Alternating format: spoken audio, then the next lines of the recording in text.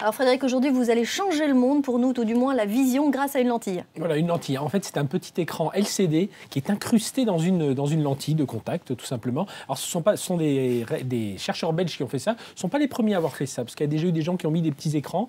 Là, en fait, on met un substrat de cristaux liquides pour envoyer un objet, enfin pour former un objet sur cette lentille de contact. Là, c'est $1. Ça vous rappelle un peu les cartoon, petits. Quand même. Voilà, cartoon. On pourra mettre un petit cœur un peu. Donc l'intérêt, c'est quoi? C'est parce qu'en fait, la personne qui porte la lentille ne voit pas le changement. C'est les autres qui le voient. Donc ça permettra d'un petit côté cosmétique, ou alors ça peut avoir aussi une application plus tard lorsque on veut avoir un confort de vision, lorsqu'il y a un peu trop de soleil, hop, ça peut baisser un petit peu. Et vous essaierez évidemment demain en plateau, ici, mais après la vue, on peut aussi passer au toucher avec des caméras thermiques. Voilà, un petit boîtier qui s'installe sur un smartphone. Le petit boîtier détecte la chaleur, et donc ça sert à quoi?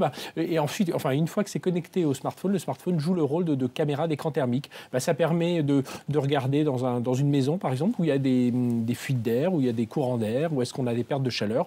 Ou alors, vous regardez si on veut boire son thé à la bonne température. Je peux aussi toucher la tasse, hein. Je ne veux pas vous contrarier. Un autre gadget, cette fois-ci, pour numériser ces mouvements. Voilà, là, c'est un gadget tout simple qu'on clip sur le bras, sur la jambe. On fait tout un tas de figures acrobatiques. Là, dans notre exemple, c'est un skateboarder.